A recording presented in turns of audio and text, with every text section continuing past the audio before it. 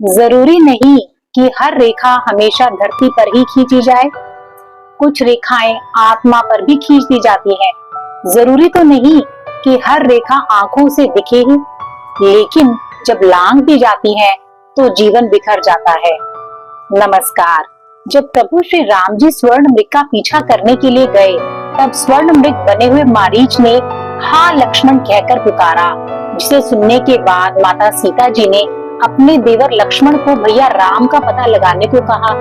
तब वन में जाने से पहले माता सीता जी की रक्षा के लिए लक्ष्मण जी एक दिव्य रेखा खींच गए और साथ ही यह भी कह गए कि भाभी माँ, आप इस रेखा को किसी भी स्थिति में लांघिएगा नहीं, चाहे कुछ भी हो जाए।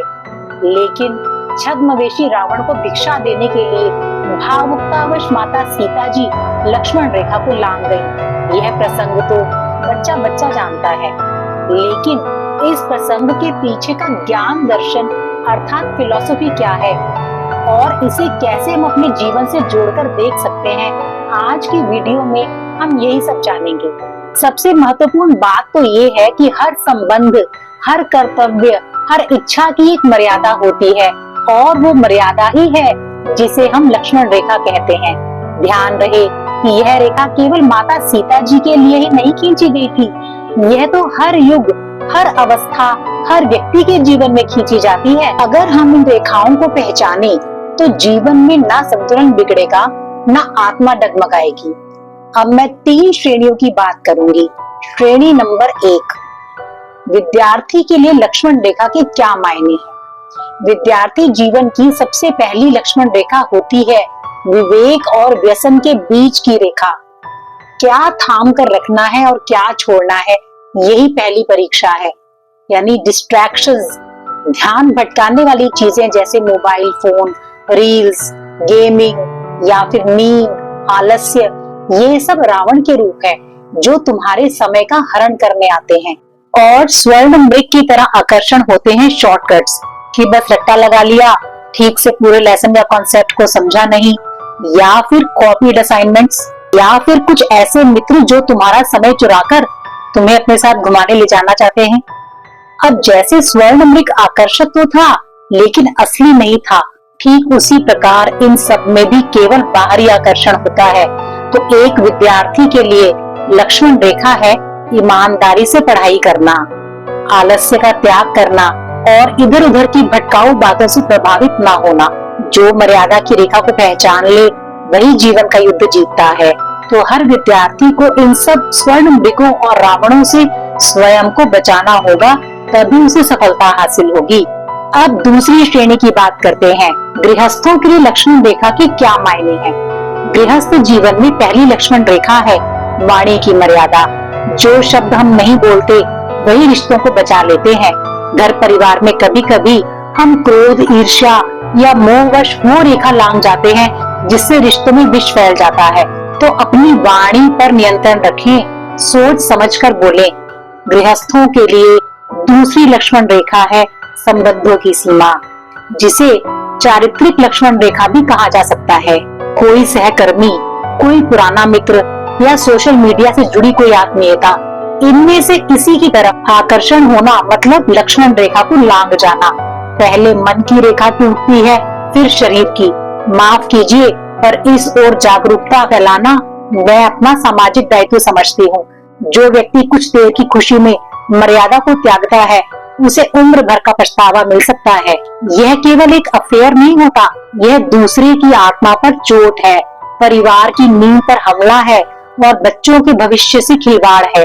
इसका परिणाम बहुत ही दर्दनाक और शर्मनाक हो सकता है। टूटते रिश्ते, आत्मग्लानि और खोई हुई गरिमा जो शायद कभी वापस नहीं मिल सकती। इसलिए गृहस्थ जीवन का सफर बहुत संयम और विवेक से तय करें। गृहस्थ जीवन की ही तीसरी लक्ष्मण रेखा है इच्छाओं पर संयम, जिसे दूसरे शब्दों में मैं आर्थिक लक्ष्मण रेखा कहना चाहूंगी। गृहस्थ जीवन में धन का प्रबंधन एक अहम कड़ी है। आज की दुनिया में हर दिन नए नए आकर्षण सामने आते हैं। नए फोन, नित नए मॉडल्स की गाड़ियां, महंगे कपड़े, घूमने की जगह, विदेश भ्रमण इत्यादि। और बहुत परिवारों के लिए तो केवल दिखावा करना ही सबसे बड़ी उपलब्धि होती है। जो अपनी आमदनी से अधिक खर्च करता है वह धीरे धीरे आत्मसम्मान भी खो बैठता है। लक्ष्मण रेखा यह सिखाती है कि हम अपनी आमदनी, खर्चे और बचत की एक मर्यादा तय करें।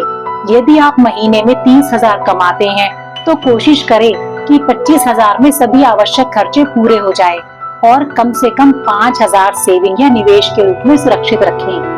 यह ना समझें कि जब ज्यादा आएगा तब बचाएंगे। बचत आदत से शुरू होती है, आमदनी से नहीं। अब बारी है तीसरी श्रेणी की।